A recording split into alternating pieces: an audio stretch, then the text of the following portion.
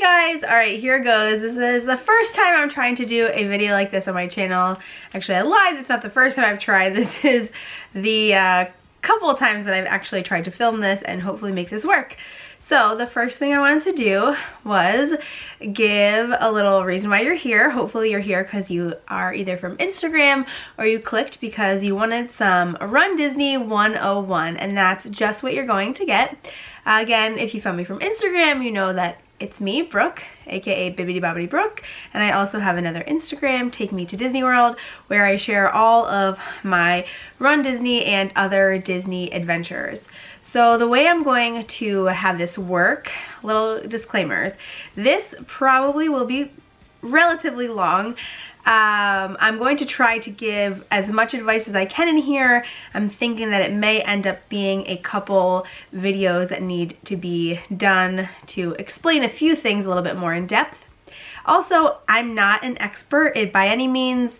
This is all from my own personal experience, and I wouldn't consider myself an expert runner. Even though I've been running for a few years, I still consider myself a beginner. I'm not super fast, but all of these will be really great tips for you for sure.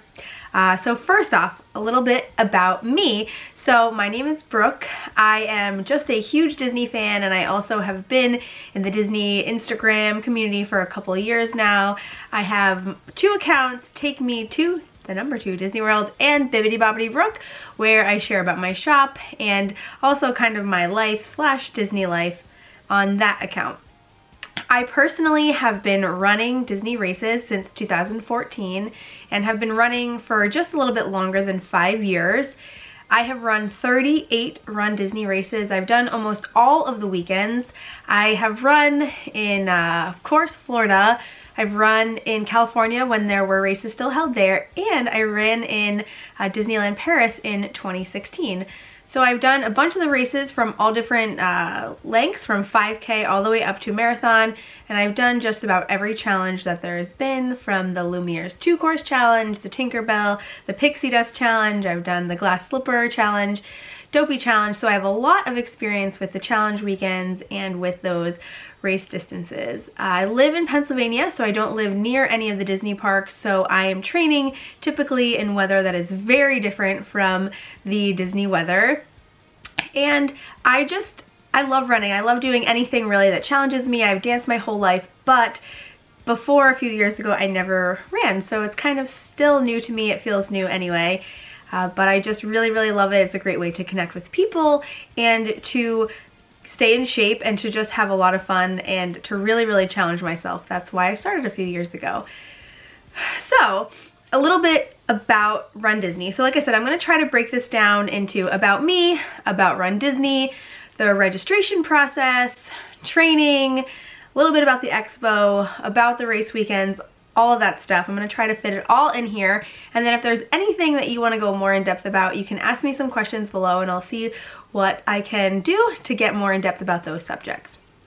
Okay, so first off, Run Disney in general is the Disney's running event program. I guess that's the best way to describe it. So back 25 years ago, well before that, because of course they had a plan, they set up the program for the very first Run Disney race, which was the marathon, back 25 years ago. This year they celebrated that. Since then it's grown to a lot of race weekends throughout the year. They used to have races on the California coast. Hoping they will come back in the future. Totally not sure about that. But right now there's a lot of construction going on there, and if you've done anything in California, you know it's a lot smaller than it is in Florida, so a lot less space to work with. So with the construction happening, they have a bunch of constraints out there. So they have race weekends now in Florida and in Paris. So they have the Run Disney Paris semi-marathon weekend in September. The race weekends currently are Marathon Weekend, which is in January, the Princess Half Marathon Weekend, which is in February, the Star Wars Half Marathon Weekend, which is in April, and Disneyland Paris is in September, and the Wine and Dine Half Marathon Weekend, which is in the beginning of November. So currently those are the Run Disney race offerings, and that is what the schedule looks like typically. all of that information specifically can be found on runDisney.com. That's where I get my information other than what I already know from my experience. So if I'm ever looking for anything like results or for waiver information, proof of time information, corral information, expo information, I always go to runDisney.com because they keep you updated with everything on there. So besides that, the information of the actual race weekends themselves, you probably want to know how to register. So if you're interested in running a runDisney race, first thing you have to do is register. So of course you need to start deciding on, yes, I need to train, which we'll get to after this. But if you know which weekend you want to do, the best thing is to check the site so that you know when registration happens. For example, like I said, Wine and Dine Half Marathon weekend is in November, and they just had race registration in March. So it's typically a really long time before the actual race is when you have to register. So a good thing to do is to check the website and check the actual dates, and know that if you are an annual pass holder for Disney World, I think probably if you're for Disneyland too, you do get special access to register for the races. It's usually about a week early. Wine and Dine was a little bit off this year. They announced the registration date and then it switched, but they still let you know when you could register for annual pass holders. I do believe it's like runDisney.com/annual pass holders. It took me a really long time to find the site recently, but I did find it. So you do get special access to register about a week early. So something to know with registration is what it includes. So say you decide to sign up for the Dopey Challenge, you're going for it, you're gonna run 4 races in 4 days and run 48.6 miles. You wanna know what it's going to include. So with your race registration, it of course includes your bibs for the race, your entrance into all 4 of the races. You will get 6 shirts because that's the number of medals that you will get. And you usually get something commemorative like a little luggage tag, and that's essentially what the race registration includes. Those are what you kind of see on the outside. Other things that you don't think about, a lot of people think about the cost of runDisney races and they're like, they're so expensive compared to other local races, and it is true. But what they do include that a lot of other local races do not include are all of your transportation. So if you are staying on Disney property, there is transportation all weekend long to the expo, from the expo, to the race, from the race. It also includes, you know, of course, all of the water, all of the Powerade, everything to keep everybody on the race course safe. All of those cones, I'm sure. Which there are certainly a lot of cones, which you will see if you ever run a runDisney race. But that's what all of your registration includes that you don't really think about. There is so much that needs to be done to close down all the streets and to make sure that everybody is safe and that traffic still can flow. So that is what your race registration includes. It does not include park admission. It doesn't include anything additional like food or drinks. If you do sign up for Wine and Dine, it typically, in the past couple of years it's included a post-race party, which since the race time has changed, it is in the evening of the Sunday after the race, and it also included a $15 gift card that you could use for any time during Food and Wine Festival, or I guess any time at all, because it's just a $15 Disney gift card. But besides that, that is what the race registration includes. Sorry. Okay, so did you get all that? So runDisney.com, check your dates to make sure when you register, and then if you're an annual pass holder, check the registration dates for annual pass holders, which usually are different than the general public. Alrighty, some important things to remember while you are registering is you're going to need to add in some really important information while you register. So if you've never done a race before, or a runDisney race at all, totally fine. Some of this stuff you won't have to give, but if you do, this is important, especially for those longer race distances like half marathons and the full marathon. So something that they will ask you for is for a proof of time.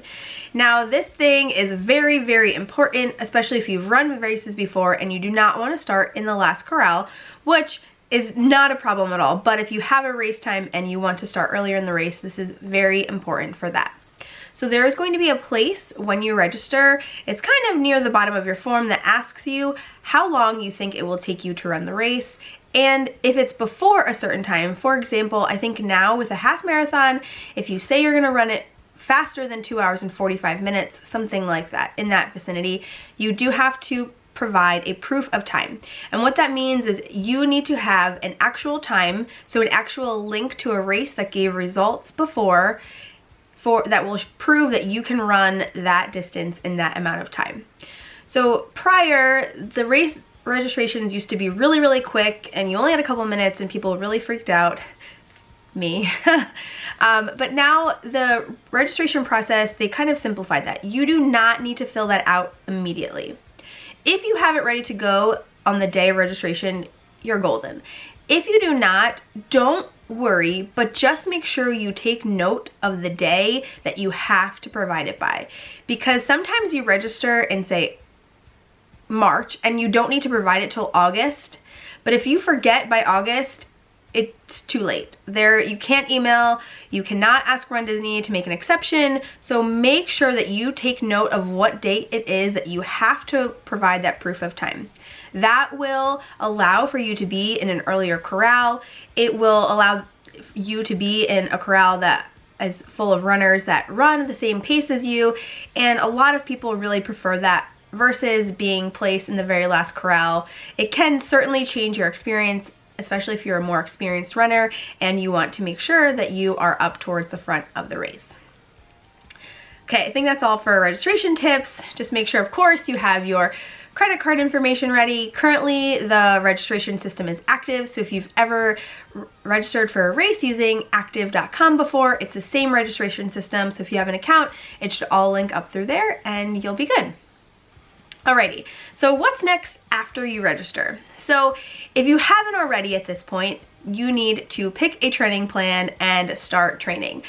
In a post that I did a few weeks ago, I asked people to ask me questions, and a big one was, what training plan do I use? So ever since I started running way back like 5 years ago, you know, so long ago, I kind of have done things by my own pace.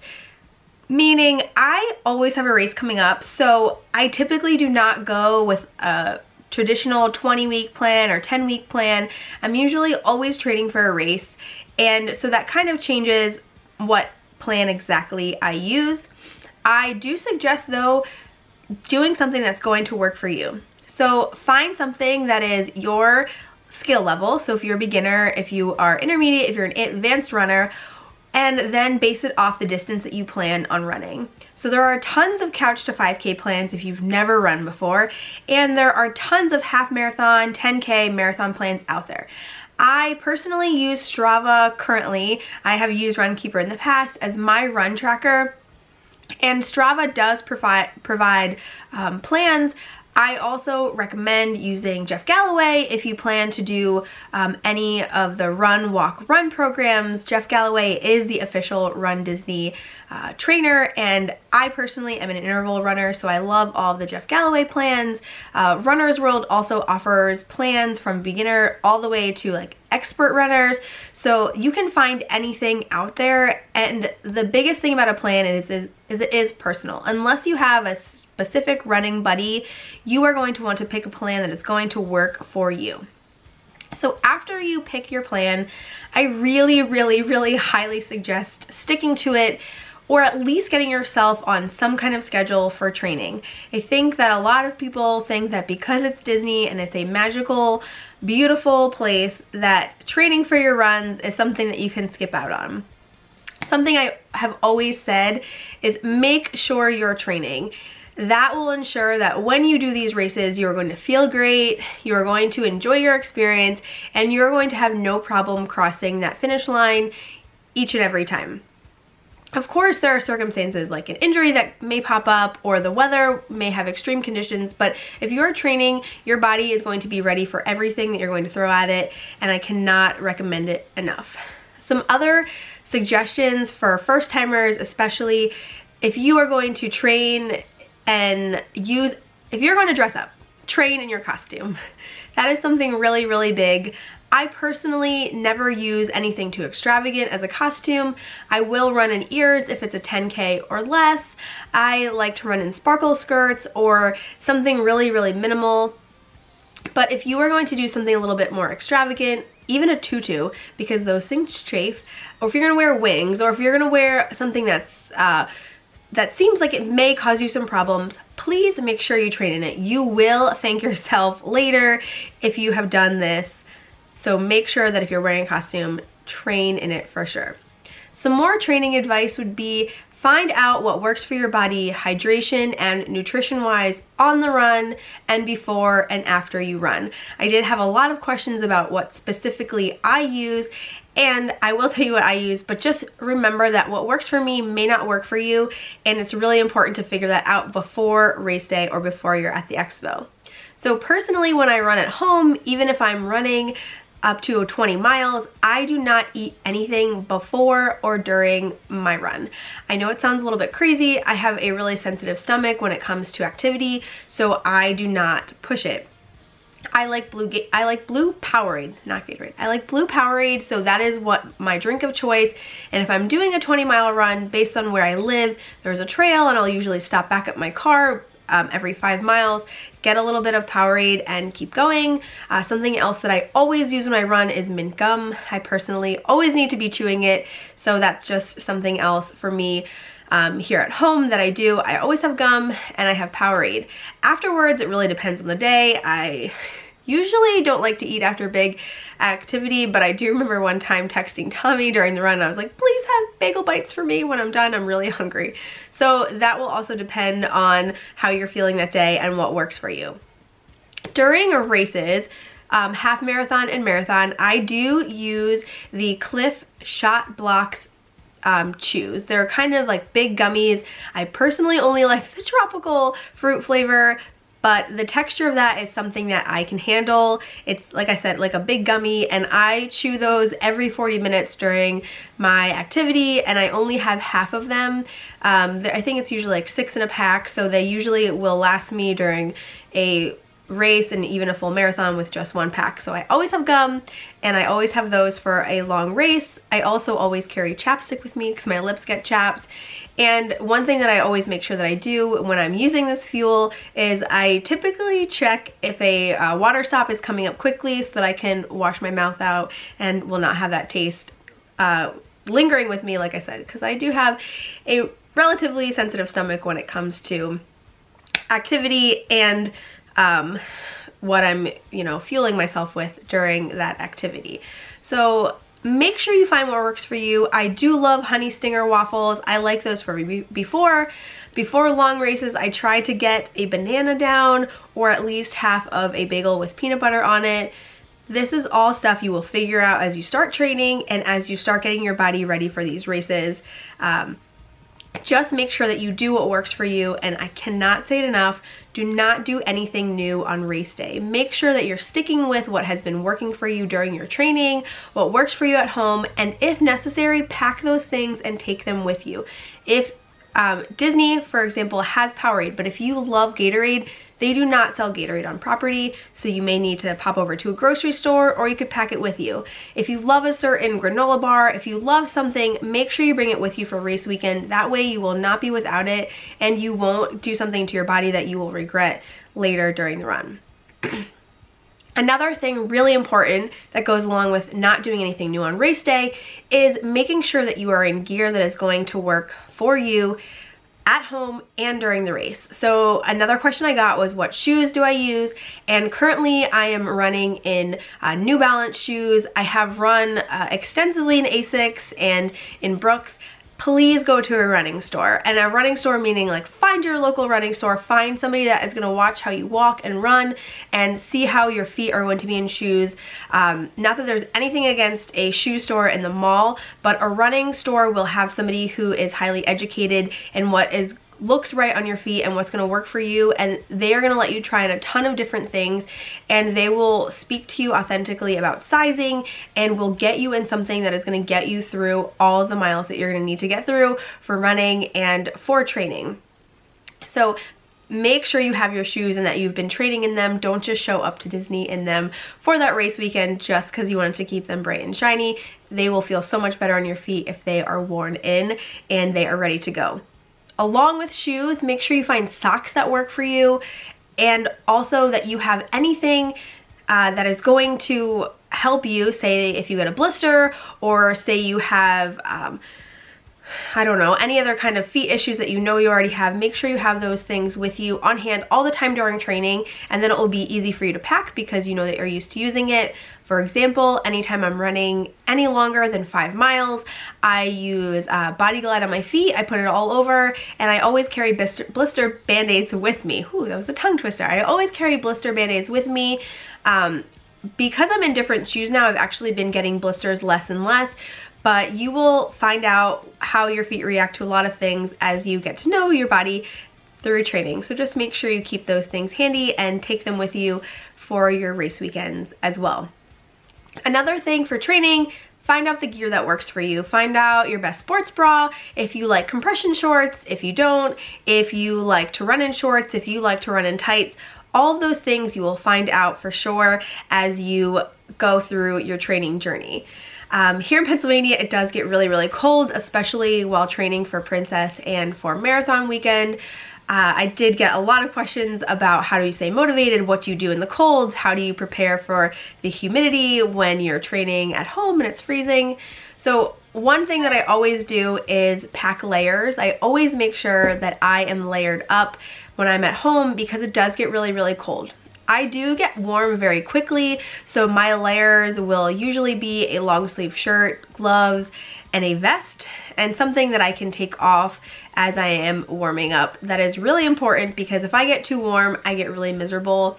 My perfect running temperature is 40 degrees Fahrenheit, so it's definitely not what it is for most people. I love running in the cold.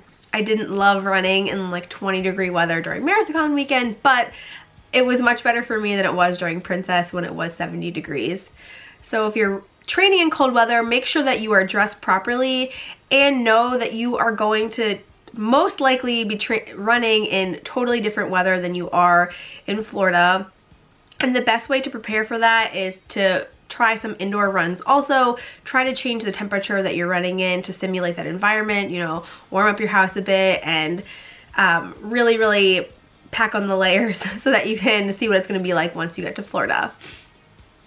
All right, something else for your training on top of the clothes is making sure that you bring all of that with you. So while there are so many great vendors at the expo, I do not recommend trying something new, be it a sports bra, be it a shirt, be it shorts.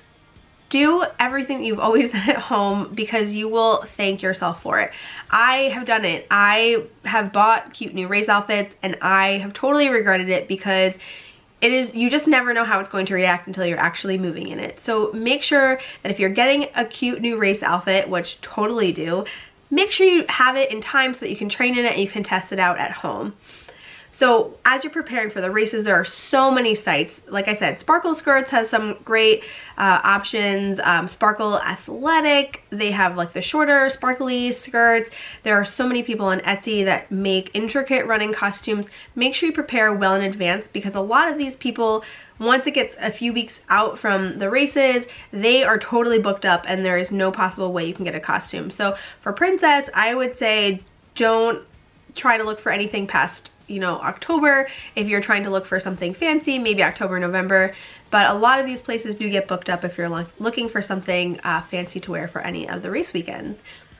Okay, so I think that's everything for before the race and before you go to Disney. So make sure, you know, you're all set. It's gonna be your race weekend, you're all packed.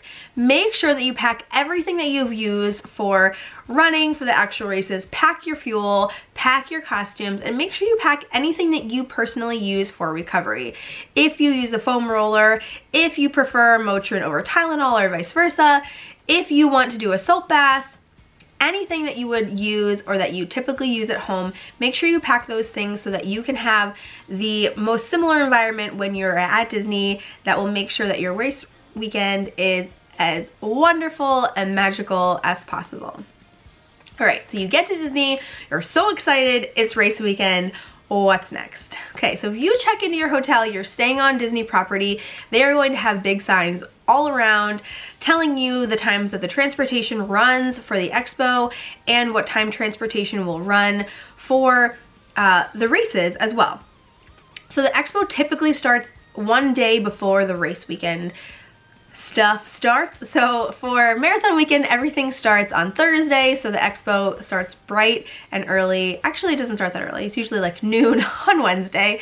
And so if you are running Dopey, you can get everything a full day before and get prepared. Same thing for Princess weekend. The 5K is usually on Friday, so the expo opens on Thursday. So things that you need to do at the expo. This is need to do at the expo. You need to pick up your bib. You need to pick up your shirts. That's really the only things that you need to do at the expo. Beyond that, if you are interested in official Run Disney merchandise, you can get at the expo.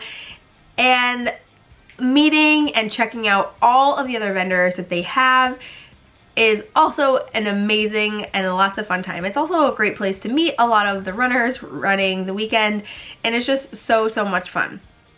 So if you are concerned about the official Run Disney merchandise, they have changed things a bit in the past few years. If you do Race Retreat, which I do believe is only available for the Princess half and for the marathon weekend, that is because they are in times that it's typically colder and they offer the tent. They offer early admission to merchandise if you purchase Race Retreat. So if you're concerned about it, like I was for Princess, I did add on Race Retreat and I was able to get early access to the merchandise for the Princess half weekend, which I did hear people waited in line for hours once the normal merchandise lines open. So if that is something that's important to you, you should definitely check that out, especially for marathon. And for Princess weekend, I'm not sure if they will change that going forward, if there will be any type of VIP program for any of the other race weekends, but keep an eye out. Other things to do at the expo are to check out things like the Disney Vacation Club. They have some Go-Go Squeeze. For Princess, they had Lily Pulitzer there from Disney Springs, and they had really fun things that they were giving out.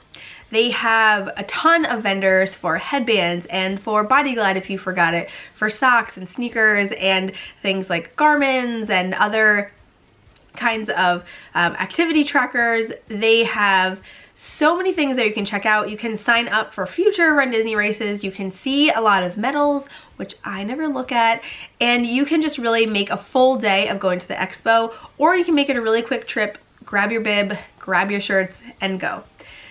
So that's really it for the expo. Like I said, they do offer transportation to and from your resorts.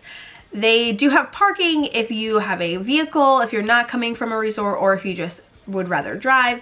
And if you take a minivan or if you take a taxi or an Uber or a Lyft, they can drop you off right at the front. So there is lots of ways to get there and to get back. Just make sure you check runDisney.com for the specific hours that the expos are open, on which days, especially if you are running one of the races versus a challenge. Make sure you know, say you're running the half marathon on Sunday, make sure you check the hours for Saturday, because usually the last day of the expo, the hours are shortened versus the full days leading up to all of the events. All right, you did the expo, you have all of your stuff, you are ready to go. What's next? Okay, here comes the fun part. You did your training, you're in Disney, you've been having a great time, now you have to run your race. So what do? When I come to Disney for a race weekend, I have a very different trip than I do for just a normal chilling out Disney trip. So when I come and I am preparing for a race, I really watch what I'm eating. I'm making sure that every day I'm eating things that I know I love and I know that work with my body, and that I am hydrating always. So if I am doing Dopey, I will start a few days before even the race weekend starts and be drinking Powerade and water all the time, just so that my body is ready to handle what I'm going to throw at it during such a crazy and challenging race weekend. So make sure that you do whatever works for you to prepare your body, but I suggest not trying new foods or trying new drinks until after you complete the race, and then you can celebrate, and then your body will be so much happier. So before a race night, I set probably 20 alarms, and then I'll probably wake up like 18 times because I get really nervous I'm gonna miss a race. But just make sure you set your alarms. You can also, of course, have a wake-up call to your resort so that you can be sure that you'll wake up. And I always set every last thing out, from my socks to my body glide to my band-aids. I set everything out, and I also prepare my gear bag so that everything is ready to go. So if I wake up, all I need to do, or if I wake up, when I wake up, all I need to do is get dressed, put everything on, brush my teeth, grab my banana, and go. A lot of people ask, how do you handle all of the early mornings during challenges? And I make sure that I am getting my behind in bed extra early. So it is a little unfortunate you will not be able to enjoy all of the late night activities that Disney has to offer, but you are here for those races. You prepared for them, you paid for them. Make sure you run them and that you are feeling great. So if you have to be up, say at 3 o'clock in the morning, I try to get to bed around 8 o'clock. It usually doesn't happen for me because I'm naturally a night owl, but try to think about how many hours of sleep you want to get and how much energy you're going to be exerting in the morning, and just plan it off that. All of the races start around 5:30 in the morning. I don't know that there's any other start times, but I think 5:30 is it, or it's just really close to that time for all of the starts. The reason being, they are closing down roads, and you of course are running through the parks, so they want to make sure that everybody can be out of the parks and everything can be business as usual once the parks actually open for business. So the races start super early, and all of the pre-race entertainment starts even earlier, like 3:30 in the morning. So I do not get there super early. When I worked with Runner's World, we had to be there around 3 o'clock in the morning, so our meeting times were like 2:30, and of course, you know, you're waking up at 2 o'clock in the morning. It's kind of crazy. When I go on my own, I will try to get to the race area between 4:30 and 4:45 a.m. so that I can get there, get to my corral, be relaxed, and be ready to go, and that I also can get time in the morning to get ready and to eat and get all set, you know, eat my banana and have everything with me that I need. So that being said, if you are taking transportation from the resorts, it usually stops at 4:30 a.m. Sometimes it's earlier than that depending on the race. So be prepared to get on the bus super early and just be ready to go. Once you get to the area, you'll have to go through a bag check area. If you have anything extra that you're not running with, you'll need to check in gear check.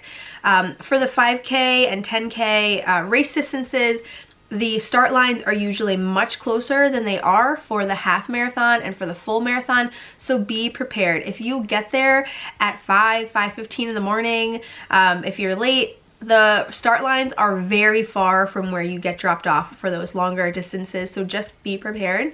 I know that's true for Princess and for the marathon weekend. I think Wine and Dine, since they changed the course, the start line isn't too far from where you get dropped off, but just be prepared to make a long running start if you get there later than planned. You can drive yourself in the morning. I do suggest that if you're going to do that, leave earlier. 1, because you'll be parked closer. 2, the traffic gets tighter as it gets closer to the race. And 3, then after the race, if you parked close, you won't have so far to go after to find your vehicle. So now what? Someone said, in all of your pictures before, when you were in the start, you had so much clothes on at the finish line. You were wearing a lot less. What happened to all of your cold gear? So something I always do, and this was actually a tip that I found somewhere after I started training for my first Run Disney race. was to get throwaways. So a lot of people go to thrift stores. I go to Walmart and get either a cheap zip-up sweatshirt or a cheap crew neck sweatshirt as a throwaway. I usually don't need sweatpant throwaways, but I will get Mylars, which are like those big aluminum foil looking blankets, and I get hand warmers, I get cheap gloves, and I make sure that I'm warm in the corrals. Marathon weekend was a really great example of that. I got enough for every race, and thank goodness I did, because it was freezing this year. It was so cold, so I'm so glad that I was prepared. So during the time that you're standing in the corral, there is really nothing to do but stand there. And especially if it's cold, you are going to get chilly. So having something like a throwaway sweatshirt, having a Mylar, having hand warmers and extra gloves will help you to stay warm and to keep you warm as you start up. And then something really great, if you have the clothing items like sweatshirts or sweatpants or blankets, Disney collects all of those and they donate those. So anything that you have and that you throw away, make sure of course it's something that you don't want, but if you do buy these items specifically to throw away, they are donated and they are given to people who need them. So like I said, the Mylars that I got them from Walmart. If I run a runDisney race and they give a Mylar out at the end, I am the weirdo who keeps it and folds it up and takes it home and then brings it back to the next runDisney race because they are so nice. Do you think it's weird, like a Mylar is nicer than another? I think it's warmer, I think they're thicker, and I'm sure you could find like thicker, warmer Mylars online, but I always save them. Just make sure, especially if it was like raining or something, that you dry them out so they don't get moldy or something weird, but keep those. Something they will tell you at the races, but something just good to know in case you don't hear them, is that if you are wearing them as you cross the start line, and they will cover up your chip that's on your bib and it will not register your start time. So if it is freezing out, drop the Mylar. You have to drop the Mylar. Sorry. Don't let it cover you. Don't let it not register your start time, because that will mean that you will not have a finish time either, and you'll probably go through a lot to try to get it to register. So just make sure if you're wearing one of those Mylar blankets that you are not wearing it once you start the race. Anything else like a sweatshirt or sweatpants, that will be fine because it will not interact with your chip that's on your bib, but those will. So they will tell you that a bunch, but in case you don't hear it on one of those cold race mornings, I told you now. Okay, so once you start racing, you should have everything on you that you need, whether it's your Apple Watch, your Garmin, your cell phone, your gum, your chapstick, everything. I personally wear shorts, compression shorts that have pockets in them that hold my phone, my chapstick, my shoes, and my gum. And that is all I bring with me. I do not listen to music anymore when I run. When I first started, I did. Now I do not. They also do not recommend it for running on the runDisney courses. So many people do, so it's not like you will get in trouble for it, but for safety reasons and for making sure that you know what is going on course and you can enjoy all the entertainment, they do recommend that you do not have headphones in, and that's just one less thing to keep track of for me, so it just works out. So while the races are going on, somebody did ask this question: what do you do in between pit stops if you don't have anything to drink? And they do, especially during the longer races, they really space them out well. So you're like, oh man, I'm thirsty. And then you're like, oh wait, there's a water stop. They do have them well spaced throughout the races so that you typically will be fine. If you're somebody who is thirsty the whole time you're running, make sure to wear some type of belt that you could have little extra water bottles on, or carry a water bottle. But again, if you're going to do something like that, make sure you're training and doing those types of things so that you are set when you are actually running the races. Somebody else asked about bathrooms. When you get to the races in the morning, you are going to see probably the most porta potties you've ever seen in your life. They go on, you kind of think, for miles, but there are tons of porta potties in the morning. I recommend going before you start racing. There will be lots of them throughout the course. Also, know that the first couple on the course are going to be the most packed. So if you can hold it, you should, because those lines are the longest as you start going. The longer you go on, the shorter lines get. And also, you will get in the parks, and if you're in a park, the bathrooms that you run by that are on the course will be open, and that is my absolute favorite because you can use running water to wash your hands, you can wipe off your face with paper towels, and it feels a little bit cleaner than using a porta potty for sure. So anything in the parks that you're running by, those bathrooms will be open, and there are tons of porta potties throughout the course if you get worried about that. Something else about the actual races and the characters, I personally do not stop for characters. I always get my picture in front of the castle and Spaceship Earth and other park icons, and if I've ever taken a picture with a character, their line is usually like 2 or 3 people deep. But know that if you are going to stop for characters, the lines can be up to 30 minutes, maybe even longer, because a lot of people run these races specifically to get character pictures and just run from character to character. The lines are long, just so you know that for sure. Okay, something else about the actual races, of course, is the pacing. Someone asked me what my average pace is, and it all depends on the races. Usually runDisney races, I'm about 10 to 11 minutes is my average pace. 10 to 11 minutes per mile is my average pace. I have gone a little faster, I have gone a bunch slower for marathons or if I've been injured, but that falls well within the range of what runDisney requires you to run for the races. All of the long distance races have a required 16-minute per mile pace. So that starts when the last people, who are the balloon ladies, cross the start line, and they keep a solid 16-minute per mile pace.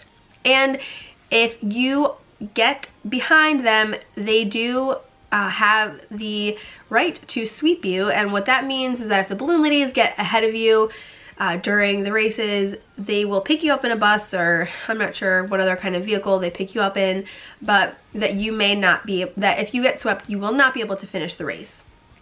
So something you can do to make sure that doesn't happen is train. If you and your body are ready for these races and you train at a, say, 15.5 minute per mile pace, you will be so great for the races. Also factor in things like if you plan to stop for characters, that will certainly add time onto what you are running in the race. So just make sure you're prepared for all of these things. If you're going to stop for castle photos, if you're going to stop to ride rides, which I have never done during the race, during the marathon, because it goes longer, you can ride Everest and Animal Kingdom. I'm not sure if anybody's ridden any other rides, but just make sure that you factor all of that into that this is still a race and that there is a required finish time, just so they can clean up and get the parks open for everybody else to enjoy. Okay, so you have made it almost through the race. You have done everything you needed to do. You are at the finish line. Hooray, enjoy it. It is going to be the best moment of your life. For that moment for sure. If you have done a race before, you certainly know what I'm talking about. I really can't describe how wonderful finish lines have been for me. They have been moments of joy, moments of relief, moments of holy crap, I can't believe I just did that. You are going to enjoy every single second of that. Something I always do, you guys have picture proof of it if you follow me on Instagram, is I make sure that once I make it through the finish line, before I'm going to get my medal, I will either hand my phone off to somebody that I was running with, or I will ask a complete stranger to please take a picture of me while I am receiving my medal. It's just one of those things that I love. It's a really special moment for me. But make sure if there's any special things that you love, that you do them at the finish line. One thing that they are going to tell you to do is to keep moving. So if you have some type of ritual, make sure that it's not a long one, because they will keep pushing you through that area. They'll push you and either give you a Mylar if it's cold. During Princess, they gave us those wet cooling towels, and then you will get things like Powerade and water, and then they push you even further through and you'll get a runner's box that has some snacks in it, and then even further past that is the photo stations for specific races. They have little paddles. They have their runDisney like photo pass people there. And then after that, if you did check gear, you will run right into the gear check tents. You'll be able to grab your stuff and then you'll be able to meet your party. It is kind of a fiasco getting out of there, especially after you just run a race. You're like, oh my goodness, I have all these things to do, all this stuff to get. But it is just kind of a moment and time that you need to just accept and really enjoy. There's so many people congratulating you and you have so much to be proud of. So it's just a really great time. I think about all the times going through that shoot and especially all of the different feelings. Now, if you are running a challenge, you will do this, of course, more than once, and you will see for weekends with the challenges, there's a special tent there that says challenge medals. So after your second day or third or fourth day, that you will go through these special tents and they will check your bib number and they will make sure that you finish all of the races, and then you will get your additional medals there. So something I did forget to mention about important things to do at the expo. So I hope you did not stop watching if you are only watching for expo advice. If you are running a challenge, any of the challenges, you will need to get your photo taken with your bib. It's kind of like a mugshot picture, but you will hold your bib up under your chin, smile, and go. So it's only about an added 10 seconds to your expo trip, but it's a very important 10 seconds.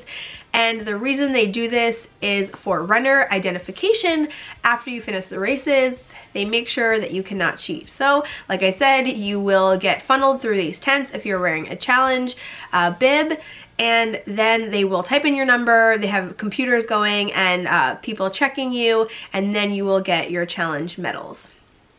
So especially after Dopey, you want to make sure that you got all those medals, make sure you're wearing your bib, make sure you go through that tent, otherwise you will not get them. So we ran a race, wonderful. So now what to do in between races, especially if you are running multiple. So this is something I'm a huge believer on. I'm going to tell you what I do in between races. Again, this is totally up for you to make your own personal decisions, and also it's totally up to your own personal Disney and runDisney style. So during Dopey, for example, I do not go to the parks very much at all. I like to rest. I like to make sure that I am not adding any additional unwanted miles on my legs, and of course I'm making sure that I'm getting to bed early. Something I always do is after I shower, after the races, I do legs up. So I will sit up against the wall and put my legs up a wall for about 20 minutes, let all of the blood drain and just get my legs relaxed, and then I usually take a nap. I'll try to go out in the afternoon for a little bit, whether it be to go get lunch, to go grab a Starbucks, just to keep my body moving, but then by dinner time I'm back relaxing, and I do not run around the parks during marathon weekend. If you follow me on Instagram, you can probably tell that I'm not posting very often. I'm just making sure I'm taking care of my body and doing what I know is going to serve me for the race weekends. So something that you can do is maybe bring games or something to color, or just something to relax back in the room. Like I mentioned before, you could grab a bag of Epsom salt and take salt baths. I know some people take ice baths in between and just fill their tubs.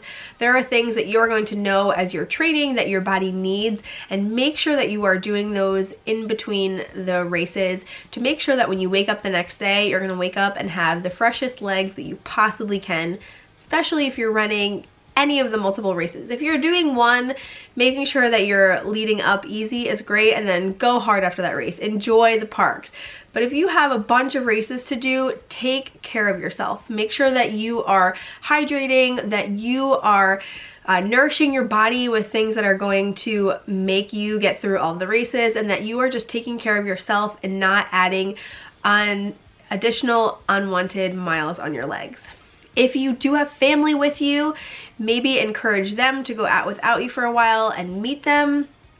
One thing I just would not recommend doing is making this your big Disney trip and planning everything during the weekdays that you are running. If you are going to do that, maybe plan a few days after the races so that you can really enjoy, you can eat whatever you want, you can drink whatever you want, and you can run around until 1 o'clock in the morning every day if that's what you choose. But know that if you are doing things that you don't typically do, like adding an extra 15 miles on your legs from the parks, it will add up and you may not have the freshest legs and enjoy your races as much as you want to.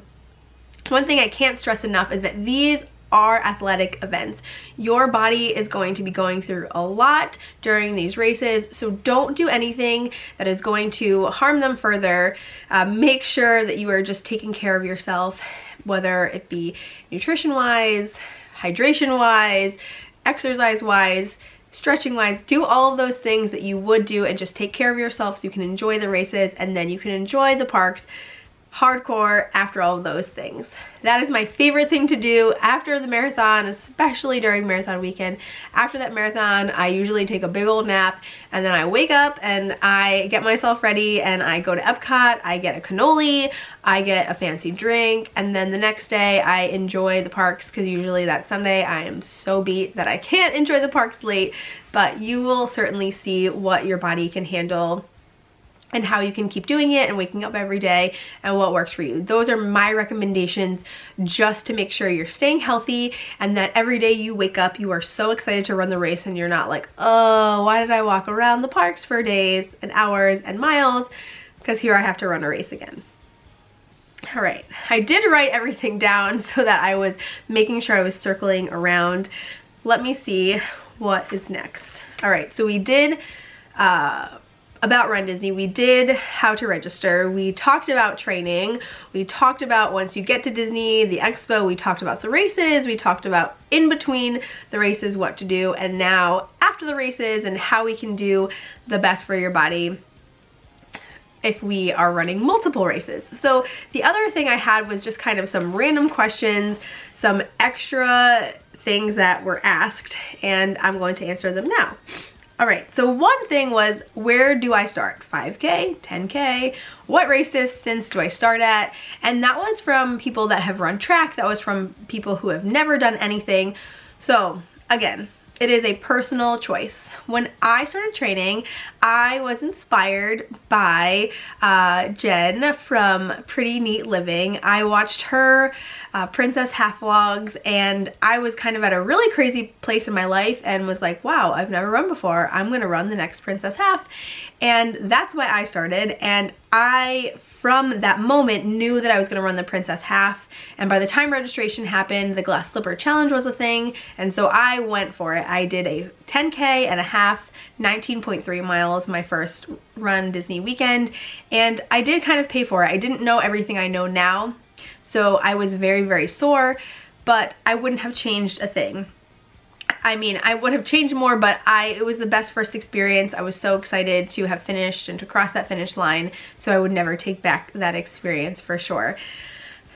Where you start is really where you want to set your goals for. If you want to start at a 5K, if you want to start with a marathon, just make sure you're preparing properly.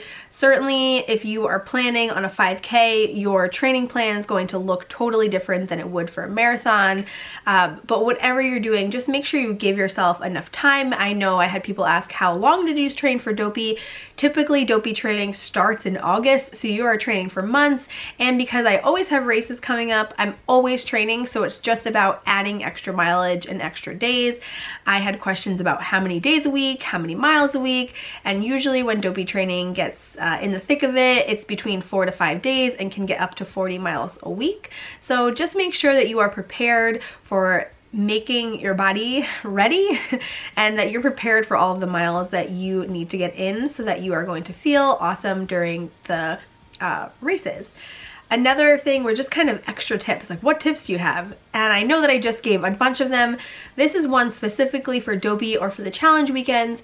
If you are training and you have multiple shoes, bring them. So I would recommend bringing at least 2 pairs of shoes during Dopey weekend. That way, in case it rains for one of the races that the very next day you'll have a dry pair of shoes. Some people like to do the 5K and marathon in one pair and the 10K and half in another, just to split up those miles, but that's certainly something to think about. So another question that I got that I just absolutely love is, what is your favorite race weekend? And that is such a tough question because I love all of them for different reasons. I have made the very best memories during marathon weekend. I have made amazing memories during Princess Weekend, same thing with Wine and Dine and Tinkerbell, and they all just have something so special about them. I think for me, Princess might have to be my favorite just because it was my first and it just holds so much nostalgia for me. Running my first races was really kind of a life-changing thing for me. And that weekend now just holds so many special memories and just feels like so much opportunity. So I think I'd have to say Princess, although I just love them all so much. I really couldn't pick just one. They are all such amazing events. They are planned so well. They are set up so well. You cannot go wrong. I personally have never done any of the Star Wars or Avengers races because I'm just not the biggest fan of Star Wars or heroes. So that's just personal, but I'm sure those race weekends are so fun. I've seen pictures. Just seeing them once they happen, it makes me a little sad that I don't do them, but maybe someday, we'll see. So another question that I thought was great was kind of goes along with something I talked about earlier, was, do you feel really terrible after? And you'd think that after 4 days and 4 races in 48.6 miles, or 2 races in 19.3, or 3 races and what is that, 22.4, that you would feel really terrible. And if you're training, if you use some of the tips that I gave, you will not feel terrible. You are going to probably be sore because just natural, but you are going to feel great if you're trained. If you do some simulation training, meaning if you run something close to a 10K and then something close to a half marathon on the following day at home, and you get your body really ready, you are going to feel really great and you're going to feel ready to tackle the parks and to enjoy all the time left that you have at Disney. And I can say that for sure. My first one, like I said, I was in pain. I couldn't sit down. And then after my first dopey, I felt great and I was so surprised, and I just really had a different mindset while training for that and getting myself in the headspace to be ready for such a big challenge. Alrighty, let's see. Is there anything else? Oh, I got a question. Does everyone get a medal? And the answer is yes. If you cross the finish line, you will receive a medal. I also recently did learn that if you get swept, you will also receive a medal. So everybody that starts the race will get a medal. So if you do get swept though and you are running a challenge, you will not receive the challenge medals. So if you ran your 10K and you didn't finish the half, you'll get the half medal, but you would not get the challenge medal that goes with that specific challenge. All right, another question was, are there people who walk or do you have to run? Disney is a wonderful place, especially to start, because a lot of people, I would say the majority of people, do run, walk, run. So that is a specific type of training. It's running and training in intervals. So a lot of people do a mixture of both. If you are in higher corrals, like if you are in A, I think the majority of people will be runners. They are usually running for time. Their bodies are ready for everything that the elements have to throw at them. And people in A are usually your elite runners and advanced runners that are going for a time. In Disney, that is not where I personally try to go for times. I do not stop for characters, like I said, and I do usually have a goal set, but I am an interval runner and I love to enjoy the courses and to not focus on a time, especially if the weather is extreme and it's going to be different than what I've trained in, or if I'm trying to get through some type of injury, which has happened for me, unfortunately. But everybody, especially in your running life and in your real life, you will realize that things will get thrown at you. So just be prepared for that at any moment. But know that you do not have to run the races, but you do need to stick within that time limit that we had talked about earlier. That 16-minute per mile pace is something that is required. Alrighty. Okay, my most memorable race, that was also a question. I think that my most memorable race was my very first marathon in 2015. It was part of the Dopey Challenge. I ran by myself that challenge, and it was the most unbelievable thing to me when I crossed that finish line for 26.2, and Tommy was at the one side of the finish line, and Katie, one of my very best friends, was at the other end of the finish line, and it was so emotional, and I could not believe that I did it. And truly, every time that I have crossed the finish line for a marathon, it's that same feeling. For any race, it's that same feeling. It's really an amazing feeling of accomplishment, and just a really big indicator of what you and your body are capable of. All right, let's see what else I got here. Somebody asked, how do you transition from training for halves to training for a full marathon? And truly, that is just by adding more miles onto your training schedule. It really is also a big mental transition. You have to get yourself to think that you are going to do a half marathon twice, and as long as you are adding the mileage and you are following a plan that is going to get your body ready, that's really the only transition. It's just more miles, probably some more things that have to do with your fueling.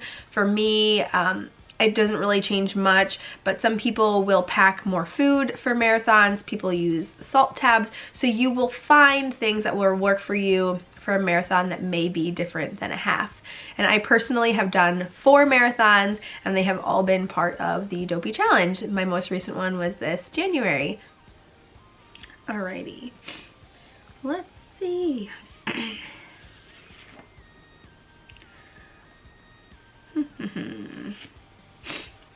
Sorry. I think for now, that might be it. That was all of the extra things. I think I got through everything that I wanted to. If you are still here, oh my goodness, thank you for hanging out. I know this is a lot of information, a lot of listening to me talk about runDisney, but I hope that's why you're here.